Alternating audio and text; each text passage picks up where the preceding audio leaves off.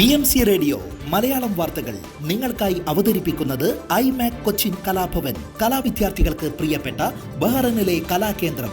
കൂടുതൽ വിവരങ്ങൾക്കായി സന്ദർശിക്കൂ www.bahrainmediacity.com. നമസ്കാരം, BMC റേഡിയോ മലയാളം വാർത്തകളിലേക്ക് സ്വാഗതം. ഞാൻ Dhanu Krishna. Saudi Shura council അധ്യക്ഷൻ doctor Abdullah bin Muhammad bin Ibrahim Al ഷൈഖിനെ ബഹ്റൈൻ രാജാവ് ഹമദ് ബിൻ ഈസൽ ഖലീഫ സ്വീകരിച്ചു. ദീർഘകാലമായുള്ള ബഹ്റൈൻ സൗദി ബന്ധങ്ങളും ഇരു രാജ്യങ്ങളുടെയും പരസ്പര സഹകരണവും ഹമദ് രാജാവ് അടിവരയിട്ട് പറഞ്ഞു. സൽമാൻ ബിൻ അബ്ദുള്ളസീസ് രാജാവിന്റെയും കിരീടാവകാശി Muhammad bin Salman bin Abdulaziz Al Saud രാജകുമാരന്റെയും ആശംസകളും doctor Abdullah bin Muhammad bin Ibrahim Al Sheikh അറിയിച്ചു. തന്റെ ആശംസകൾ സൗദി രാജാവ് സൽമാൻ ബിൻ അബ്ദുള്ളസീസിനെയും സൽമാൻ രാജകുമാരനെയും അറിയിക്കാൻ ഹമദ് രാജാവ് ഷൂറ കൗൺസിൽ അധ്യക്ഷനോട് അഭ്യർത്ഥിച്ചു. സൗദി ഷൂറ കൗൺസിൽ അധ്യക്ഷൻ doctor Abdullah bin Muhammad bin Ibrahim Al ഷൈഖിനെയും സംഘത്തെയും ബഹ്റൈൻ പാർലമെന്റ് അധ്യക്ഷൻ Ahmed bin Salman Al Musallam കഴിഞ്ഞ ദിവസം സ്വീകരിച്ച് ചർച്ച നടത്തിയിരുന്നു. ബഹ്റൈനും സൗദിയും തമ്മിൽ നിലനിൽക്കുന്ന ബന്ധവും വിവിധ മേഖലകളിലുള്ള സഹകരണവും പ്രതീക്ഷിത നിലവാരത്തിലാണെന്ന് ഇരുവരും വിലയിരുത്തി. പാർലമെന്ററി കാര്യങ്ങളിലുള്ള സഹകരണം കൂടുതൽ ശക്തമാക്കുവാൻ സന്ദർശനം ഗുണകരമാകുമെന്നും വിലയിരുത്തി. 25ഓളം തൊഴിൽ മേഖലകളിൽ വിദേശ തൊഴിലാളികളുടെ തൊഴിൽ വൈദഗ്ധ്യം പരിശോധിക്കാൻ സംവിധാനം ഏർപ്പെടുത്താൻ ആലോചന. ഇത് സംബന്ധിച്ച കരട് ഉടൻ ക്യാബിനറ്റ് പരിഗണനയ്ക്ക് വരും. ലൈസൻസും സ്കിൽ അസസ്മെന്റ് ടെസ്റ്റിലെ പാസിംഗ് സ്കോറും ഇല്ലാതെ തൊഴിൽ ചെയ്യാൻ കഴിയില്ലെന്ന വ്യവസ്ഥ ചെയ്യുന്നതാണ് പുതിയ നിയമമെന്ന് തൊഴിൽ മന്ത്രി ജമീൽ ഹുമൈദൻ പറഞ്ഞു. തൊഴിൽ മന്ത്രാലയം, labour fund, labour market regulatory authority, Bahrain chamber of commerce and industry എന്നിവയടങ്ങുന്ന സംയുക്ത ടീമാണ് കരട് നിയമം തയ്യാറാക്കിയത്. തൊഴിൽ നൈപുണ്യ വിലയിരുത്തലിൽ പരാജയപ്പെടുന്ന വിദേശ തൊഴിലാളികളുടെ വർക്ക് പെർമിറ്റ് റദ്ദാക്കുന്നതുൾപ്പെടെ കരടിൽ ഉൾപ്പെടുത്തിയിട്ടുണ്ട്. തൊഴിൽ വൈദഗ്ധ്യം വിലയിരുത്തലുകൾ നടത്താൻ സ്വകാര്യ കേന്ദ്രങ്ങൾ, സ്ഥാപനങ്ങൾ, സർവകലാശാലകൾ എന്നിവയ്ക്ക് ലൈസൻസുകൾ നൽകും. വെൽഡർമാർ, installers, occupational health and safety ഓഫീസർമാർ എന്നിവരുൾപ്പെടെ 25 പ്രായോഗിക പ്രൊഫഷണലുകൾക്ക് വേണ്ട മാനദണ്ഡങ്ങളും പ്രൊഫഷണൽ ആവശ്യകതകളും സംയുക്ത സമിതി നിശ്ചയിച്ചിട്ടുണ്ട്. ടൈൽ ഇൻസ്റ്റാൾ ചെയ്യുന്നവർ, ഡിവാട്ടറിംഗ് സ്പെഷ്യലിസ്റ്റുകൾ, മരപ്പണിക്കാർ, car mechanics, heavy machinery mechanics, heavy equipment maintenance mechanic എന്നിങ്ങനെ വൈദഗ്ധ്യം വേണ്ട തൊഴിലാളികളുടെ പട്ടികയും പ്രസിദ്ധീകരിച്ചിട്ടുണ്ട്.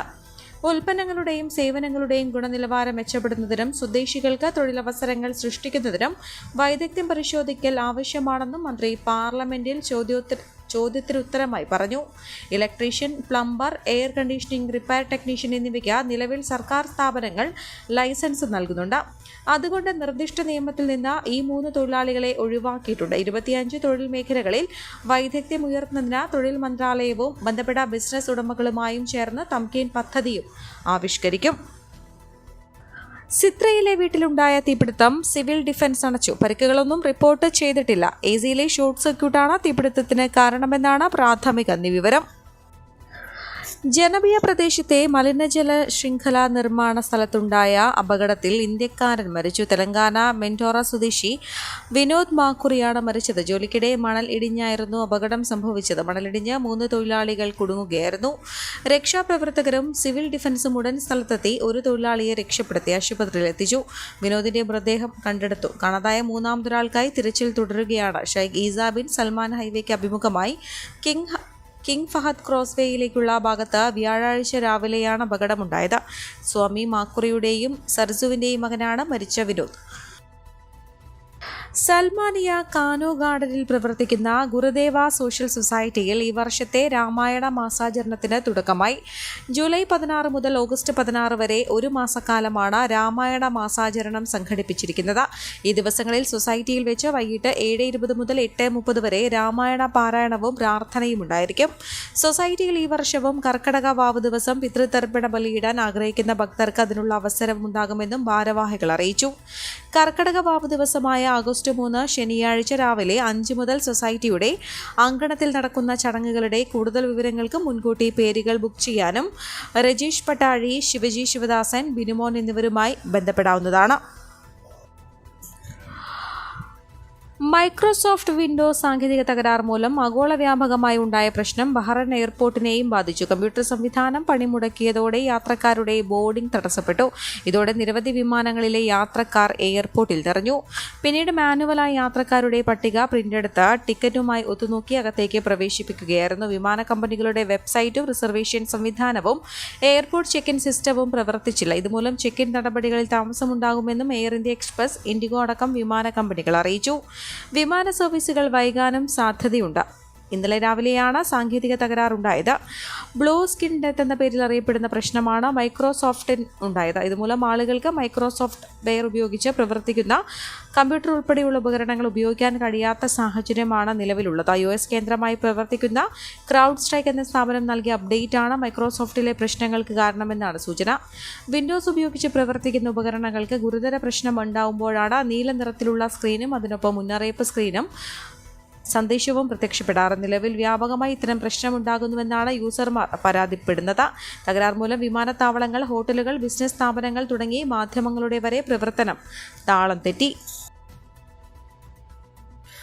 കണ്ണൂരിൽ വീണ്ടും അമീബിക് മസ്തിഷ്ക ജ്വരം സ്ഥിരീകരിച്ചു. രോഗം ബാധിച്ച 3.5 വയസ്സുകാരനെ കണ്ണൂർ ഗവൺമെന്റ് മെഡിക്കൽ കോളേജ് ആശുപത്രിയിൽ നിന്ന് കോഴിക്കോട്ടെ സ്വകാര്യ ആശുപത്രിയിലേക്ക് മാറ്റി. കുട്ടി കഴിഞ്ഞ ദിവസം തോട്ടിൽ കുളിച്ചിരുന്നു.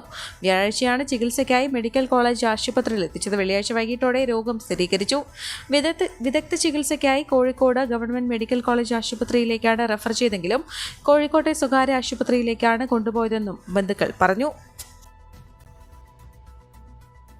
മുഖ്യമന്ത്രിയുടെയും പൊതുമരാമത്ത് വകുപ്പ് മന്ത്രിമാരുടെയും പേരിൽ വ്യാജരേഖകൾ ചമച്ച് തട്ടിപ്പ് നടത്തിയ യുവാവ് അറസ്റ്റിൽ. മുളയൻകാവ് ബേബി ലാൻഡ് ആനന്ദിനെയാണ് പട്ടാമ്പി പോലീസ് ഇൻസ്പെക്ടർ PK പത്മരാജന്റെ നേതൃത്വത്തിലുള്ള പ്രത്യേക അന്വേഷണ സംഘം അറസ്റ്റ് ചെയ്തത്.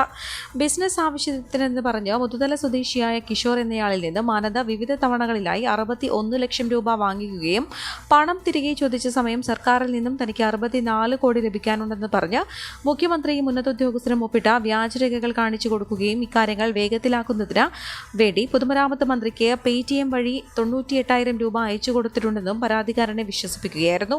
സംശയം തോന്നിയ കിഷോർ പട്ടാമ്പി പോലീസിൽ പരാതി നൽകി. പോലീസ് കേസ് രജിസ്റ്റർ ചെയ്തപ്പോൾ കേസിന്റെ ഗൗരവം കണക്കിലെടുത്ത പാലക്കാട് ജില്ലാ പോലീസ് മേധാവി R. ആനന്ദ് പ്രത്യേക അന്വേഷണ സംഘത്തെ നിയോഗിക്കുകയും തുടർന്ന് സൈബർ വിദഗ്ധരുടെ സഹായത്തോടെ വിശദമായി നടത്തിയ അന്വേഷണത്തിൽ പ്രതിയുടെ വീട് റെയ്ഡ് ചെയ്യുകയും വ്യാജരേഖകൾ നിർമ്മിക്കാൻ ഉപയോഗിച്ച ഉപകരണങ്ങളും മറ്റു തെളിവുകളും കണ്ടെടുക്കുകയും പ്രതിയെ അറസ്റ്റ് ചെയ്യുകയുമായിരുന്നു.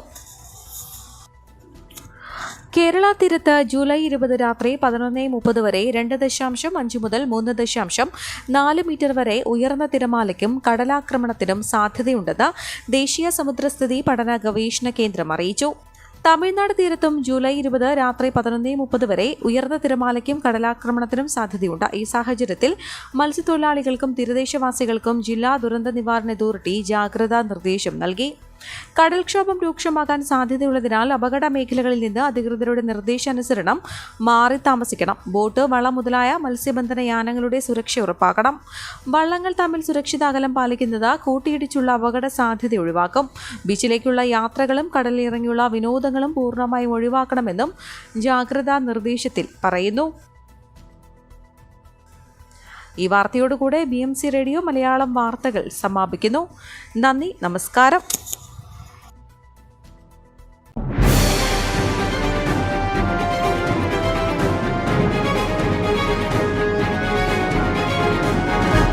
BMC റേഡിയോ മലയാളം വാർത്തകൾ നിങ്ങൾക്കായി അവതരിപ്പിക്കുന്നത് iMac കൊച്ചിൻ കലാഭവൻ. കലാവിദ്യാർത്ഥികൾക്ക് പ്രിയപ്പെട്ട ബഹ്റൈനിലെ കലാകേന്ദ്രം.